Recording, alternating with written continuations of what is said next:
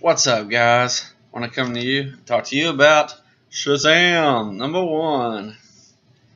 Alright, so I really enjoyed this issue.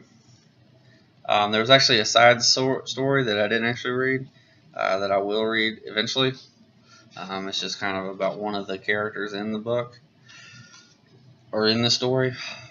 Basically, Billy Batson is on a field trip, and some robbers show up. And it reminds me a lot of Spider-Man Homecoming, where these guys try to break into a bank, or maybe it's Amazing Spider-Man, I don't remember, and they like have the Avengers masks. That's pretty funny. They have the Justice League masks, and so the Justice League is attacking, but Billy Batson sneaks off from his field trip and becomes Shazam, or Captain Marvel. And I love the tongue-in-cheek there, where Billy Batson is trying to. He's like, I can't tell you my name because if I say my name, I suddenly don't become who I am, which is why he's Captain Marvel. I love the tongue-in-cheek there. And they talk about like the Marvel family, or the being called Captain Marvel, but they won't say it. They won't put it in there because, of course, copyright. Because Marvel has Captain Marvel right now, but Captain Marvel had his name first.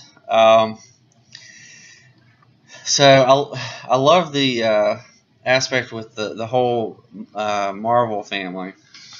So that was pretty cool. My only problem, and this is only because I'm a huge Billy Batson fan, I feel like Billy Batson really didn't get the shine in this issue. They put so much emphasis on the Shazam family, and they show up very quickly and take a lot of the glory away from him. And so this kind of shows up as if Shazam has been going around for a while, as if Captain Marvel's been a hero for a while, and now he's giving his powers to the other kids to make the Marvel family. And I kind of would have rather seen more about Captain Marvel himself. I don't mind a team book, but I feel like, I don't know, I really wanted a lot about Billy Batson. I really don't care as much about the minor characters of the Marvel family, and some of these are brand new, as far as I can tell. Maybe I'm wrong about that because I'm not as well in tune to some of the newer stuff for Captain Marvel. I know more about like maybe his older history, and even then it's very limited. I just love the idea of the character. But yeah, so I was very disappointed Billy Batson really didn't get to shine. It's like almost every time he was trying to talk, half of the other kids were shouting over him, and I was like, I want some Billy Batson. I don't know who these kids are. I don't really care about them. I want Billy Batson. Like he's Shazam. He's Captain Marvel. He's the one on the cover, right? But I mean, I love that he was really great friends with the kids. I really enjoyed that aspect of it. I just felt like they overshadowed him, and so that he really didn't get a good spotlight. By the way, we get a nice preview for Young Justice Season 3. What? So that should be cool.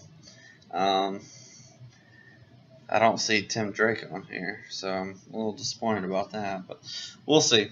Anyway, so that's my review. I enjoyed most of it. But Shazam kind of came off a little more cocky than maybe I think he is, and maybe they're going for the movie because he seems a little cocky in the movie too. I feel like Captain Marvel is basically Superman, and so he might be a more childish Superman in that he's super excited about all his fun stuff that he gets to do as Superman, and he's always excited about doing stuff. But but he's like the Wally West of Superman. He's he wasn't trained under Superman, but unlike Superman, he enjoys everything that he gets to do because he just finds it so incredible and awesome that he gets to be Superman. So he's kind of got this childlike wonder about him, but he still tries to use the morals of Superman as best as a 10-year-old kid can. But he's very cocky, and I know kids can be that way. But it was a little unnatural, I felt, in some instances. Now, don't get me wrong, I enjoyed the issue. I enjoyed it a lot, but I don't think that it was as good as it could have been. There were some really great things in it that I loved. Like I said, I love the tongue-in-cheek with Captain Marvel, the name Captain Marvel.